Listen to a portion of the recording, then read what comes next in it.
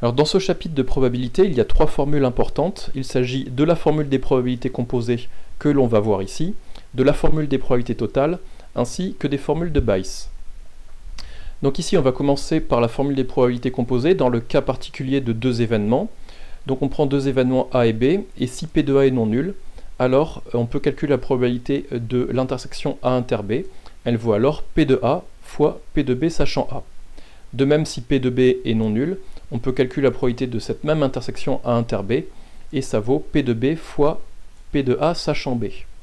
Quand on fait apparaître la probabilité sachant A, on dit que l'on a conditionné par l'événement A.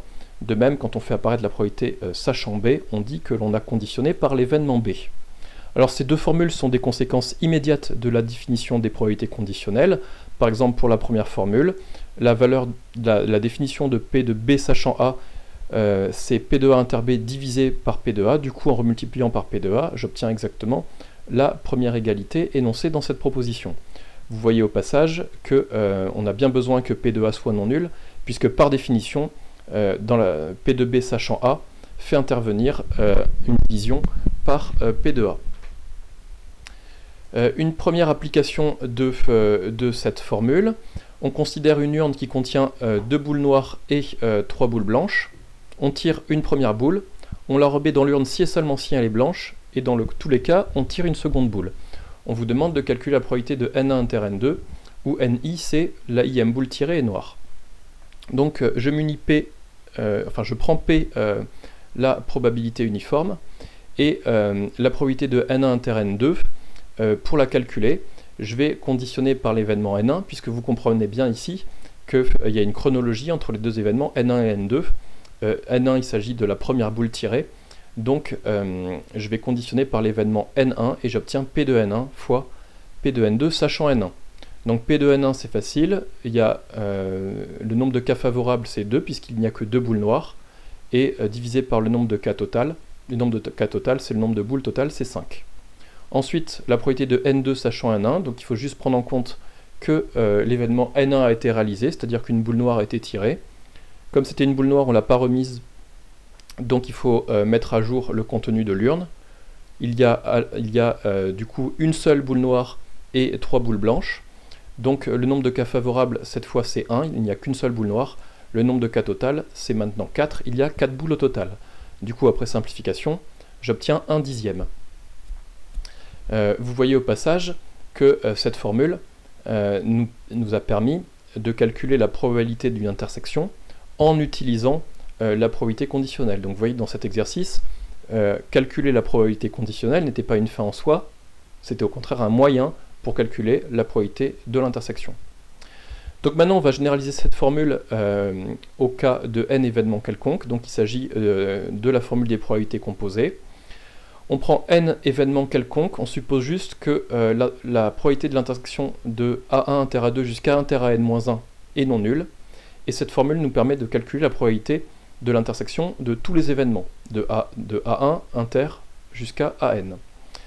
La formule nous dit que ça vaut P de A1 fois P sachant A1 2 A2, fois P sachant A inter A2 2 A3, et ainsi de suite jusqu'à la probabilité sachant tous les événements sauf le dernier de AN, c'est-à-dire du dernier événement.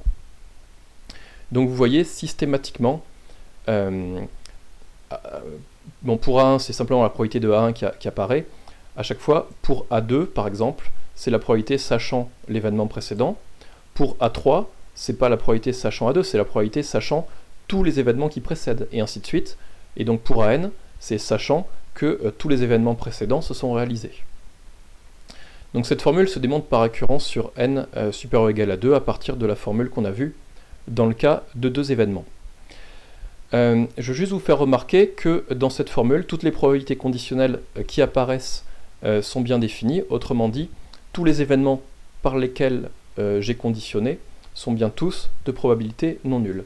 En effet, on a cette inclusion entre ces divers événements. L'événement A1 inter A2 jusqu'à inter à n-1 est bien inclus dans l'événement A1 inter jusqu'à n-2, et ainsi de suite. Qui vaudrait mieux dire que les événements, que le premier événement implique le second, et ainsi de suite.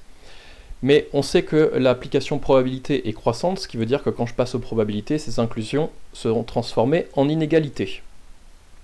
Or, le terme qui est tout à gauche, par définition, enfin par hypothèse, il était non nul, donc il était strictement positif. Du coup, tous les autres termes dans cette inégalité sont tous strictement positifs, ce qui veut dire que chacune des probabilités conditionnelles qui apparaissent dans la formule des probabilités composées existe toutes. Une remarque, cette formule des probabilités composées est utilisée en particulier quand les événements A1 jusqu'à n suivent un ordre chronologique. En effet, puisque comme ça, systématiquement, on pourra prendre en compte la réalisation des événements pour ajuster la probabilité des événements à venir. C'est par exemple le cas lorsqu'on fait des tirages successifs dans une urne à contenu évolutif. Donc contenu évolutif, c'était par exemple le cas de cet exercice 6 où je remettais ou pas les boules selon la boule tirée. Un exemple d'application de cette formule dans le cas de n événements. Une urne contient n boules blanches et n boules noires. On effectue n tirages successifs sans remise. Quelle est la probabilité de l'événement B? Où B, c'est l'événement les n boules tirées sont blanches. Donc vous voyez ici, c'est encore plus simple que l'exercice précédent, parce que il n'y a jamais remise. On a dit que c'était sans remise.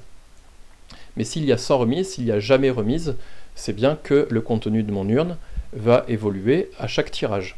Donc c'est une bonne idée d'appliquer la formule des probabilités composées. Donc pour faire apparaître les différents tirages, j'ai noté BI, l'événement l'AIM boule tirée est blanche, et vous comprenez bien que l'événement B qui était toutes les boules tirées sont blanches, c'est l'intersection de B1 inter B2 jusqu'à inter BN. Je peux appliquer la formule des probabilités composées, et donc là j'ai bêtement recopié cette formule. Maintenant je vais calculer chacun des termes. Donc P de B1 c'est quoi? C'est le premier tirage, je calcule la probabilité que le premier tirage me donne une boule blanche. Il y a n boules blanches au total, donc n cas favorables, et il y a 2n boules au total, donc 2n cas possibles. Donc la première probabilité de B1, c'est bien n divisé par 2n. Maintenant, la probabilité de B2 sachant B1. Donc on sait qu'on a tiré une boule blanche au premier tirage.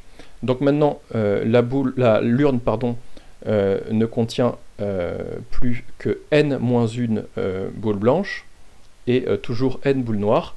Donc le nombre de cas favorables, le nombre de boules blanches, c'est n-1 et le nombre de cas total, c'est 2n- boules au total. Et donc vous comprenez, à chaque fois que je vais calculer ces nouveaux termes, ça veut dire qu'à chaque fois, j'ai pris de nouveau une boule blanche que je ne remets pas. Donc à chaque fois, le nombre de boules blanches diminue d'un cran, et le nombre de boules totales, automatiquement, diminue d'un cran aussi. Donc systématiquement, vous voyez, le terme d'après, ce sera évidemment n-2 sur 2n-2, et puis au nème tirage, tous les autres tirages m'ont donné des boules blanches, ça veut dire qu'il ne reste qu'une seule boule blanche, et au total, il reste n boules noires et une seule boule blanche, donc au total, il reste n plus une boule. Quand on effectue les produits ici, vous voyez bien qu'au numérateur, j'obtiens le nombre factoriel n. Au dénominateur, j'ai le produit de tous les entiers de n plus 1 jusqu'à 2n, donc ça ressemble à 2n factoriel, mais il manque le produit de tous les entiers de 1 jusqu'à n, c'est pour ça que j'ai divisé par factoriel n. Ensuite, au lieu de diviser par une fraction, ça revient à multiplier par son inverse, pardon. Donc j'obtiens factoriel n au carré divisé par 2n factoriel. N'oubliez pas la parenthèse autour de 2n, puisque 2n le tout factoriel, c'est pas la même chose que 2 fois n factoriel. Donc cet exercice illustre très bien la formule des probabilités composées, mais évidemment, on peut le résoudre plus simplement à l'aide du dénombrement.